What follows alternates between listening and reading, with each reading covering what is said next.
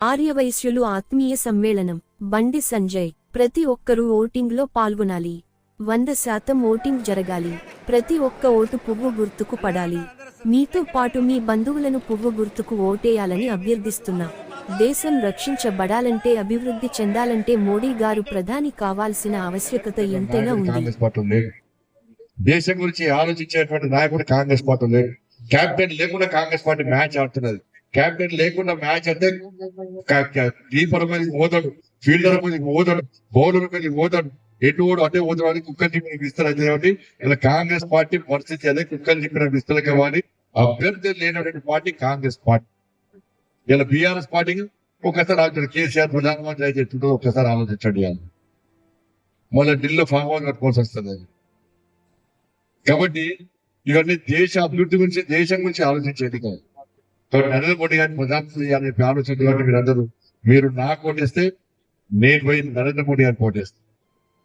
ఇలా మీరు కరీంనగర్ పార్లమెంట్ సభ్యుడిగా నన్ను గెలిపించిన తర్వాత పోయిన కూడా ఆర్యవేశ ఆత్మీయ సమ్మేళనంలో అనేక విషయాలు మీకు స్పష్టం చేస్తాను. అభివృద్ధి విషయంలో ఏ విధంగా అభివృద్ధి విషయంలో మీ అందరికీ చెప్పాను. ఇవాళ నేను ఎంపీ అయిన తర్వాతనే ఈ కరీంనగర్లో అభివృద్ధి మనం 12,000 కోట్ల రూపాయలకు పైగా నిధులు. నేను గెలిచినాక 2 సంవత్సరాలు కోవిడ్కి పోయిందన్న. ఇక 3 సంవత్సరాలు మాత్రమే నాకు అవకాశం ఉంది. ఈ 3 సంవత్సరాల్లో 12,000 కోట్ల రూపాయల పైగా నిధులు తీసుకొచ్చినాను. ఇవాళ నేను నిధులు శాంక్షన్ చేస్తాను. మీ అందరికీ ఐడియా ఉంటుంది, ఒక అభివృద్ధి పని చేయాలంటే ఫస్ట్ బడ్జెట్ శాంక్షన్ కావాలి. బడ్జెట్ శాంక్షన్ అయిన తర్వాత దానికి టెండర్ నిర్వహించాను. టెండర్ తర్వాత ఇవాళ శంకర్ టెండర్ తర్వాత ఇవాళ అభివృద్ధి పనులను ప్రారంభోత్సవాలు చేస్తాం. ఇవాళ నేను ఎంపీ అయిన తర్వాత కరీంనగర్ నుంచి వరంగల్ రోడ్కు నేను బడ్జెట్ శాంక్షన్ చేస్తాను. కరీంనగర్ వరంగల్ రోడ్కు నేను బడ్జెట్ శాంక్షన్ చేసిన 2 సంవత్సరాల క్రితం. 2 సంవత్సరాల క్రితం నేను టెండర్ పెట్టించిన. సంవత్సరాల క్రితం నరేంద్ర మోడీ గారితో వరంగల్లో ప్రారంభోత్సవం చేసినప్పుడు బడ్జెట్ పైసలు అభివృద్ధి పనులు నేను ఇచ్చేసినట్ట వీడియో ఇచ్చేసినట్టు.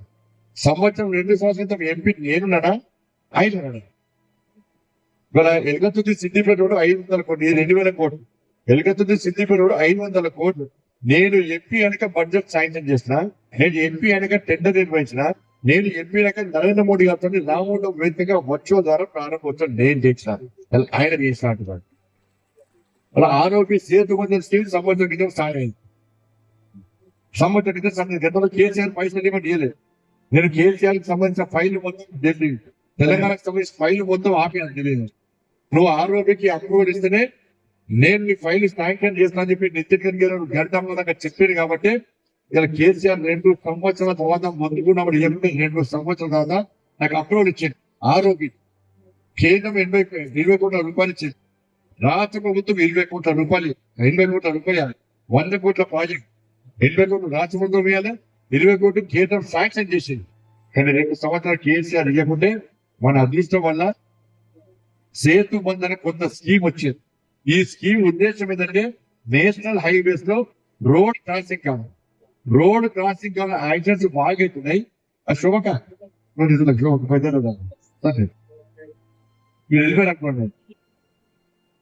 సందర్భంలో యాక్సిడెంట్స్ అవుతున్నాయి.